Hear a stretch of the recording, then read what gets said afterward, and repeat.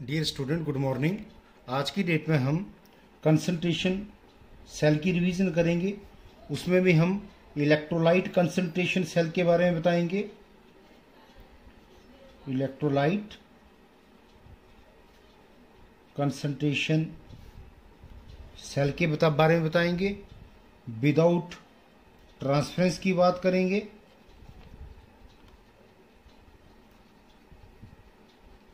ठीक है। और आज की डेट में पिछले जब टॉपिक मैंने आपको पढ़ाया था उसमें मैंने आपको electrolyte concentration cell gas electrode का बताया था। आज की डेट में आपको मैं जो आपका केस सेकंड पढ़ाऊंगा, सिंपल सा केस वन मैं पहले डिस्कस कर चुका हूं। केस सेकंड आपका क्या है? Electrolyte concentration cell, electrolyte concentration cell. ठीक है जी। For A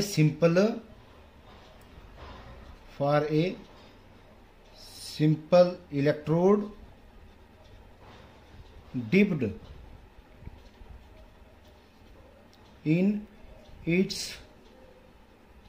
own ion solution having different concentration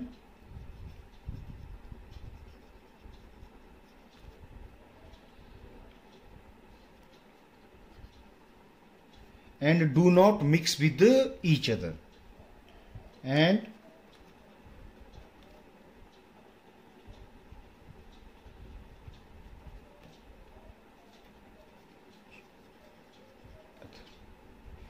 ये टॉपिक करवाऊंगा।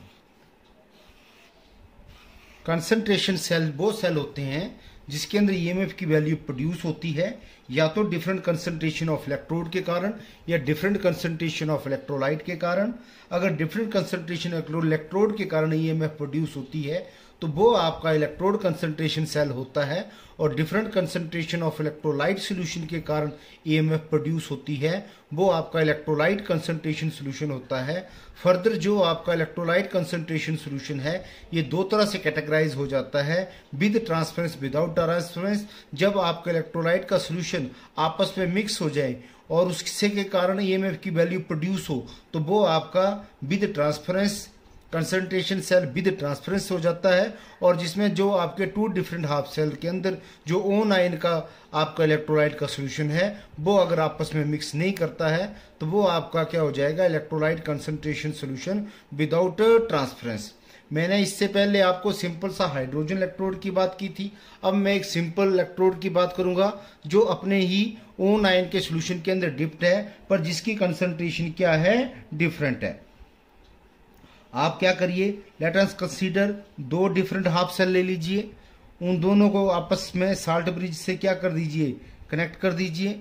आप मान लीजिए ये आप दोनों साइड में जो इलेक्ट्रोड है उनकी जो कंसंट्रेशन होगी वो क्या होगी? सेम होगी, वो आइडेंटिकल होंगी। ये भी आपकी जिंक की रॉड है, ये भी आपकी क्या है? जिंक की रॉड है। और इनके ऊपर जो कंडीशन है बोथ जो आपका इलेक्ट्रोड है उनकी कंसंट्रेशन क्या है? सेम है। तो इसको सिंपल सा, अच्छा ये उसी के ओन आयन सॉल्यूशन के अंदर जिंक जो है वो अपने ही ओन आयन सॉल्यूशन के अंदर डिप्ट है। ये भी आपका क्या है? जिंक सल्फेट का सॉल्यूशन है। ये भी आपका क्या है? जिंक सल्फेट का सॉल्यूशन है। इसकी कंसंट्रेशन आपकी क्या है? C1 है। इसकी कंसंट्रेशन क्या है? C2 है। या मैं ये मान के चल लेता हूं कि जो आपका जिंक आयन है यहाँ पे, ये जो इसकी कंसंट्रेशन यहाँ पे क्या A1 है और यहाँ पे जो आपका जिंक आयन है इसकी कंसंट्रेशन यहाँ पे क्या है? A2 है। ठीक है जी। अब ये आपस में कनेक्टेड है किसके साथ? वोल्ट मीटर के साथ, जो हमें क्या करेगा? ईएमएफ की वैल्यू को क्या करेगा? प्रोड्यूस करेगा। किसके कारण? डिफरेंट कंसंट्रेशन ऑफ इलेक्ट्रोलाइट के कारण। ठीक है जी। इन जो सॉल्यूशन के अंदर है और वो क्या कर रहे हैं? आपस में मिक्स नहीं कर रहे हैं तो ऑटोमेटिकली वो क्या हो जाएगा? आपका क्या बन जाएगा? Electrolyte concentration cell without transference हो जाएगा। ठीक है जी। तो इसको मैं स्टार्ट करने से पहले सिंपल सा ये इसमें लिख देता हूं। आपको मैंने पहले बताया है कि सेल की रिप्रेजेंटेशन क्या है। आपका जिंक आयन है, ऑब्लिक आपकी जिंक की रॉड है, उसी के ओन आयन का सॉल्यूशन है जिसकी एक्टिविटी A1 है, साल्ट ब्रिज है, O9 का सोल्यूशन है जिसकी एक्टिविटी क्या है A2 है, और यहाँ पे आपकी क्या है जिंक रॉड है। जो ये जो आपके दोनों तरफ के जो जिंक के आपके जो रॉड हैं ये क्या है, इनकी जो कंसंट्रेशन है दे आर दोनों टर्म में ये क्या है आइडेंटिकल बाई नेचर है। तो ठीक है जी, तो अब मैं इसके ऊपर स्टार्टिंग से इसको सॉल्व करता हूं कि एट एनोड या और लेफ्ट हैंड साइड, क्योंकि जो आपकी लेफ्ट हैंड साइड की इक्वेशन है वो आपकी एनोड एक्ट करती है इलेक्ट्रोकेमिकल सेल के अंदर, और जो आपकी राइट हैंड की साइड की इक्वेशन है वो कैथोड एक्ट करती है इन्हें इलेक्ट्रोकेमिकल सेल और गैल्वेनिक सेल के अंदर। तो हमारे पास बोलता है कि एट एनोड और एट लेफ्ट हैंड साइड क्या हमारे पास इक्वेशन है कि ये जो आपका जिंक है जो क्या है सॉलिड बाई नेचर है, ये क्या जिसकी कंसंट्रेशन दोनों तरफ के आइडेंटिकल है, ये क्या कर रहा जिंक आयन जिसकी एक्टिविटी ए के अंदर क्या हो रहा है डिसोशिएट है, और 2 इलेक्ट्रॉन को ये क्या कर रहा है रिलीज कर रहा है। ठीक है जी, तो यहाँ पे जो जनरली एन की वैल्यू है वो आपकी क्या है 2 है। ठीक है जी, अच्छा इसके बाद मैंने आपको ये बताया था कि जब इसी इक्वेशन के ऊपर हम नर्नेस्ट इक्वेशन लगाने के लिए हमें इसे क्या करना पड़ेगा बाई साइन कन्वेंशन लिखना पड़ेगा, बाई साइन कन्वेंशन लिखना पड़ेगा, और इसको हम in terms of increasing oxidising reduction potential की टर्म में इस इक्वेशन को क्या करना पड़ेगा रिप्रेजेंट करना पड़ेगा। तो जब इस इक्वेशन को मैं इस टर्म में रिप्रेजेंट करता हूं तो मेरे पास क्या आ जाता है कि जिंक आयन जिसकी एक्टिविटी A1 है ये 2 इलेक्ट्रॉन को क्या कर रहा है गेन कर रहा, और हमें क्या दे रहा जिंक दे रहा सॉलिड बाई नेचर जिसकी बोथ साइड में जो कंसंट्रेशन है वो क्या है आइडेंटिकल बाई नेचर है। तो अब इसके ऊपर मैं by applying Nernst equation for EMF of the cell we have, तो मैं इसके ऊपर क्या करता हूं नर्नेस्ट इक्वेशन लगा देता हूं। नर्नेस्ट इक्वेशन सिंपली क्या आपकी क्या थी E is equal to E0 minus RT by NF natural log of आपका reduction state divide by oxidation state था, ये आपको ध्यान रखना था। तो हमारे पास ये क्या आ जाएगी, हमारे पास ये क्या है किसकी इक्वेशन है लेफ्ट हैंड साइड की जिसको मैं एनोड बोल रहा हूं, तो ये आपका E1 है, इसको मैंने E1 के नाम दिया। तो E1 की वैल्यू किसके बराबर होगी आपकी E0 is equal to zinc ion oblique zinc solid minus यहां पे RT by 2F natural log of आपका क्या है 1 जो आपका उसको जो आपकी सॉलिड की वैल्यू होती है उसको हम आइडेंटिकल मान लेते हैं 1 क्या आ जाएगा A1 आ जाएगा। ठीक है जी, ये हमारे पास पहली इक्वेशन आ जाएगी। जब इसी इक्वेशन को मैं आगे फर्दर सॉल्व करता हूं कि एट राइट हैंड साइड या एट कैथोड, इसको मैं लिख दिया सिंपल सा एट कैथोड और एट राइट हैंड साइड हमारे पास क्या है जिंक आयन है जिसकी एक्टिविटी क्या है A2 है, ये 2 इलेक्ट्रॉन को क्या कर रहा है गेन कर रहा है, और हमें क्या दे रहा है जिंक सॉलिड दे रहा जो बोथ साइड में जिसकी वैल्यू क्या है आइडेंटिकल बाई नेचर है।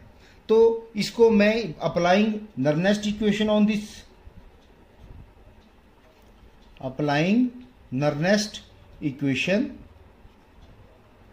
हमारे पास क्या आ जाएगा वी हैव, इसके ऊपर जब मैं नर्नेस्ट इक्वेशन लगाता हूं तो हमारे पास क्या आ जाएगा वो ही आ जाएगा E2 is equal to E0 zinc ion oblique zinc solid क्या आ जाएगा RT by 2F natural log of क्या आ जाएगा आपका reducing state divide by oxidising state. ठीक है जी, तो हमारे पास ये वैल्यू आ गई जो टोटल EMF है।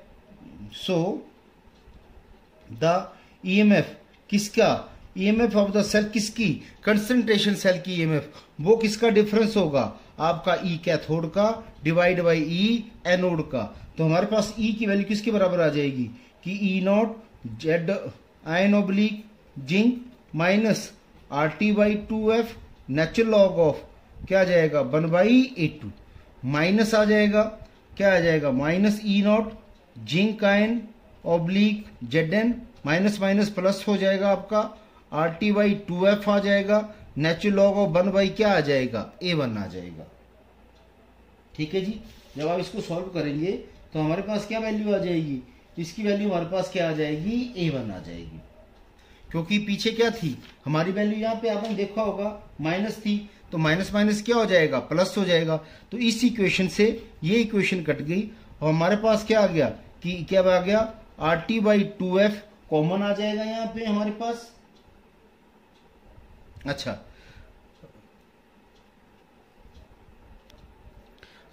इस इक्वेशन को मैं सिंपल लिख देता हूं। मेरे पास क्या आएगा, RT/2F आ जाएगा, नेचुरल लॉग ऑफ क्या आ जाएगा, माइनस है 1/A2, और ये हमारे पास क्या प्लस है, RT/2F है, natural log of 1/A1।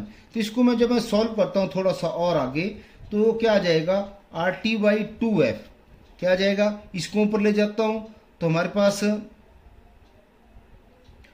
Sign क्या हो जाएगा, उल्टा हो जाएगा, ये वैल्यू प्लस हो जाएगी, हमारे पास आ जाएगा नेचुरल लॉग ऑफ A2, और ये वैल्यू हमारे पास क्या आ जाएगी, जब ऊपर लेके जाऊंगा तो RT/2F नेचुरल लॉग ऑफ 1 यहाँ पे क्या आ जाएगा, A1 आ जाएगा। तो जब मैं कि हमारे पास क्या है, RT/2F यहाँ पे क्या आएगा, कॉमन आएगा, नेचुरल लॉग ऑफ A2/A1, ये हमारे पास क्या है, रिक्वायर्ड EMF है, किसकी, कंसंट्रेशन सेल की विदाउट ट्रांसफरेंस की, और उसमें भी ये क्या है आपका सिंपल इलेक्ट्रोड है। क्योंकि अगर आपको ये चीज समझ में नहीं आ रही कि मैंने कैसे कर दिया, तो हमारे पास क्या होता है कि माइनस RT/2F जो भी आपका नेचुरल होगा वो क्या होगा, 1 माइनस क्या आ जाएगा, A2 आ जाएगा, प्लस हमारे पास RT/2F नेचुरल लॉग ऑफ क्या आ जाएगा, 1 माइनस A1 आ जाएगा। तो इसलिए ये जो साइन है आपका ये माइनस का बन जाएगा, और 1 से 1 की वैल्यू क्या हो जाएगी, यहाँ पे कैंसिल, ये पॉजिटिव है, यहाँ पे ये नेगेटिव है, ये पॉजिटिव कट जाएगा, और हमारे पास सिंपल सा एक्सप्रेशन आ जाएगा, E = RT/2F natural log of A2/A1 आ जाएगा। तो ये एक हमारा टॉपिक था। आई होप आपको समझ में आया होगा। अगर कोई प्रॉब्लम होगी तो इसको हम डिस्कस कर लेंगे जूम क्लासेस में।